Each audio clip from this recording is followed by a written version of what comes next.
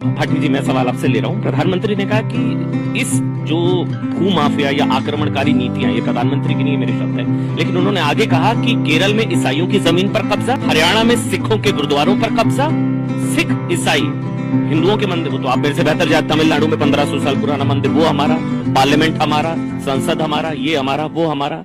तो आपको नहीं लगता कि कुछ क्रियाकलाप ही इस तरह के थे कि बदलाव लाना बहुत अनिवार्य अपरिहार्य हो गया था, लाना ही पड़ता? जो किरण रिजिजू ने कहा कि ये नहीं आता संशोधन, तो साहब पार्लियामेंट भी शायद वक्फ का होता। राजकुमार भाटी जी, क्या क्या बदलेंगे प्रधानमंत्री जी? इतिहास बदलेंगे, भूगोल बदलेंगे, समाज विज्ञान बदलेंगे, संविधान बदलेंगे, देश की लोकतंत्र को बदलेंगे, देश की सोच को बदलेंगे। असल में जो असली समस्या है वो ये है अमन जी कि राष्ट्र निर्माण में, राष्ट्रीय आंदोलन में, राष्ट्र की आजादी में इन संगठनों का और इस विचारधारा का कोई योगदान रहा नहीं है जिससे प्रधानमंत्री जी आते हैं। तो इनके पास बताने के लिए, गर्व करने के लिए कुछ बातें हैं नहीं। आपने कहावत सुनी होगी कि किसी लाइन को छोटा करने के दो तरीके होते हैं, उसके बराबर में बड़ी लाइन खींच दो या उस लाइन को मिटा दो।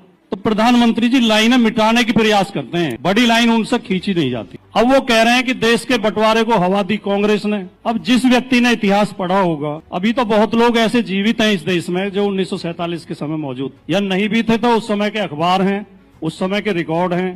देश की आजादी की जब लड़ाई चल रही थी 1857 के बाद ही अंग्रेज इस बात को समझ गए थे कि भारतीयों को बांटे बिना हम इस देश पर शासन नहीं कर सकते। तो उन्होंने डिवाइड एंड रूल की पॉलिसी अपनाई, हिंदू मुसलमान को आपस में लड़ाओ। तो अंग्रेजों ने ही मुस्लिम लीग का गठन कराया, मुस्लिम लीग को वही फाइनेंस करते थे, और हिंदू महासभा को भी अंग्रेज ही फाइनेंस करते थे। हिंदू महासभा का गठन भी उन्होंने ही कराया। कोई मुझे जवाब दे दे, शहजाद भाई दे दें, कि सावरकर को 60 रुपए महीना किस बात का देते थे अंग्रेज? और 60 रुपया जब देते थे जब प्राइमरी के टीचर की सैलरी 15 रुपए महीना होती थी। आज प्राइमरी के टीचर की सैलरी 50,000 रुपए है, यानी कि आज का 2 लाख रुपया देते थे अंग्रेज। किस बात के लिए देते थे? जिन्ना से कहते थे हिंदुओं के खिलाफ बोलो, और सावरकर से कहते थे मुसलमानों के खिलाफ बोलो। इन दोनों के बयानों ने, इन दोनों की नफरत ने, इन दोनों के दो राष्ट्रवाद के सिद्धांत ने भारत का बंटवारा किया। कांग्रेस कभी भारत के बंटवारे के पक्ष में नहीं थी।